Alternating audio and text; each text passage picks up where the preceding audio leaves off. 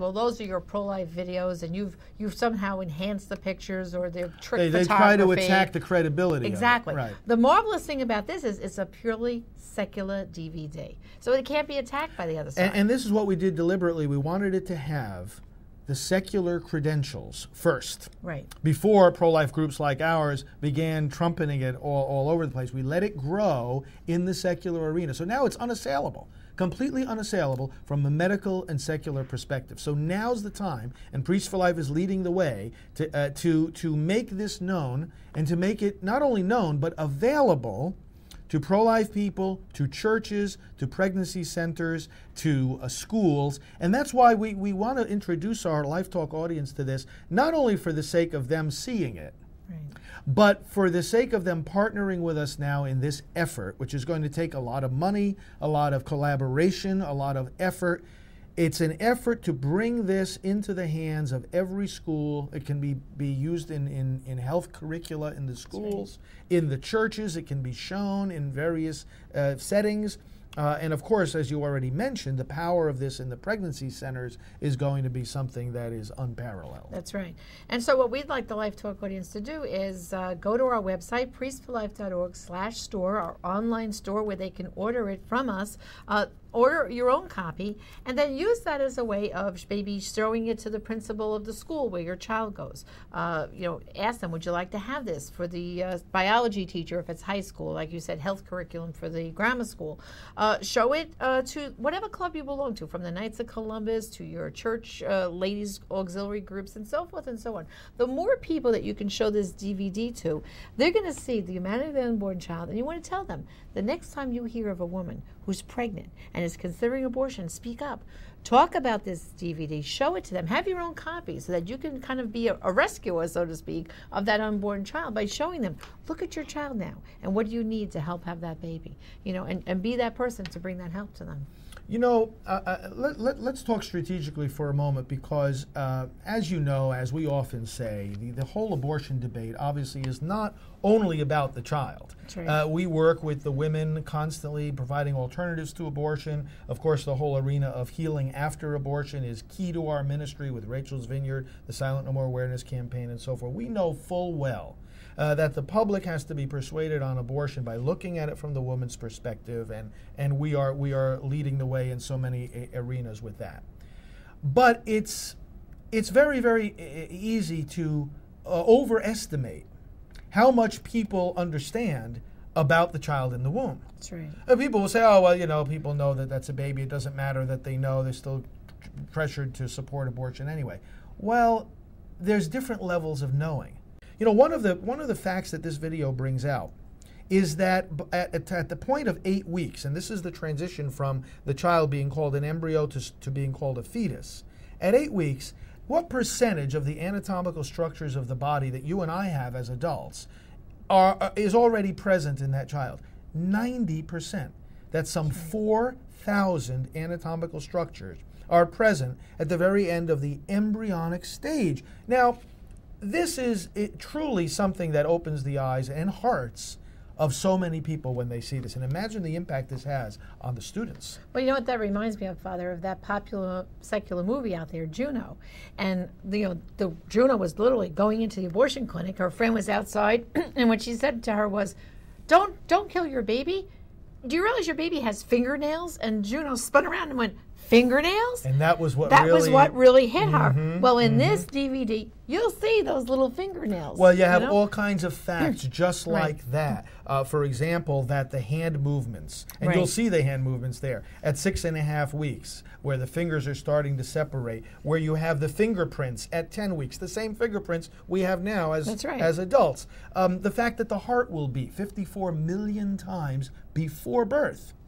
54 million times before birth. Amazing facts. Primitive brain waves being recorded at as early as 6 weeks and 2 days. These and so many other facts documented here. By the way, this video is the text behind it, the supporting materials are available in almost 100 languages. We've got Spanish a translation, of course, and the efforts are underway to distribute this internationally as well. we want to mention that when people look at this video, they're going to see Endowment for Human Development. This is the scientific research organization that has been established to both produce and oversee the video itself. And we are partnering with EHD, Endowment for Human Development, in this initiative that we're announcing today to make this available far and wide throughout the church and the pro-life movement. So Endowment for Human Development has a fabulous website, ehd.org, and there are also curricular materials there. But again, we want to ask people to contact us at Priests for Life if they want to partner as an organization to start distributing this video, as individuals, as churches, as schools, as pregnancy centers. And then if they want to do more to pilot this program in particular communities, how can we get it out into the educational and the church arenas? Contact us and we'll start working with these individuals and groups as much as possible. Well, you know, Father, my own daughter was able to save a baby with this DVD. We had a few extra copies at home, and a friend of hers, niece, was pregnant and considering abortion. Actually, it would be her second abortion. And my daughter said, "Oh, don't let your niece do that.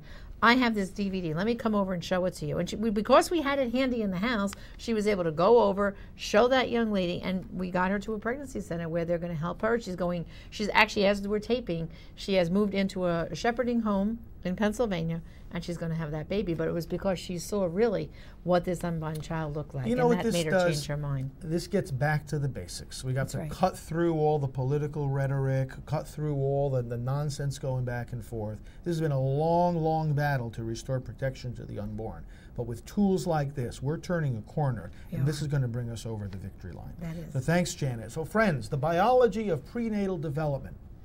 I'm asking you today to join hands with me, with Janet, with all of us at Priests for Life. We have the mechanism to get this out with you, together, with your organizations, with your personal commitment, with your churches, together. Let's make this so widespread, so widely known, that no one will ever again be able to fall for the mythical idea that the child, even from the embryonic stage, is anyone less than a brother, a sister of all of us. Well, that's all for today. Mark, back to you. Now back to you. Thanks, Brother Frank. All right, we're back. Let's talk about a few other things here that's pretty interesting. We're seeing something that I think is, on one hand, dangerous and on the other hand, interesting. The pro-aborts, there's kind of a change in focus by both sides, the pro-lifers and the pro-aborts. And the pro-aborts now, and we're seeing more and more evidence of this, are trying to make it appear that sometimes abortion is the moral choice. Right. They understand that the vast majority of the American people, whether they're pro-choice or not on abortion, they see it as an immoral choice.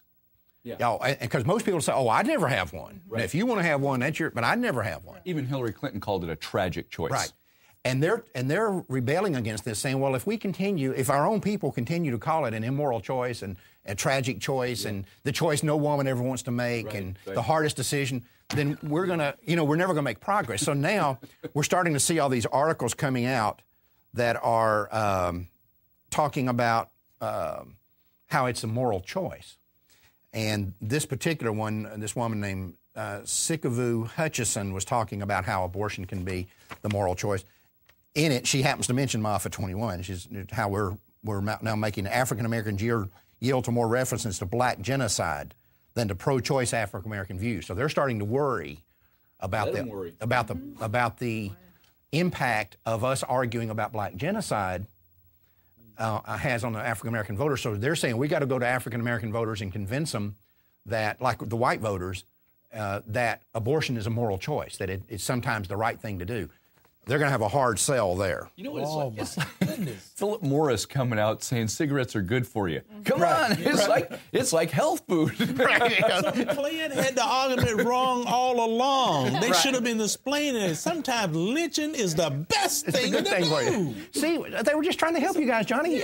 You're ungrateful. Oh my goodness! Robert Byrd don't have to apologize to him then. Yeah, that's right. See, you just didn't understand. They've got a marketing problem. All right. So on the pro-abortion side, we've got to be aware of that. And by the way, this will not be a hard argument to fight against. This is not going to be difficult. But we've got to be aware of it and fight against They're it. trying to steal our language. Yeah. That doggone director from Planned Parenthood Kansas City said one time last year that, what they're doing is the pro-life thing. It's the pro-life Operation Rescue is not pro-life. We're the pro-lifers. Oh, I've been seeing all this stuff goodness. now. One of their new mantras is that Planned Parenthood prevents more abortions than the Right to Life community by pushing birth control and contraception.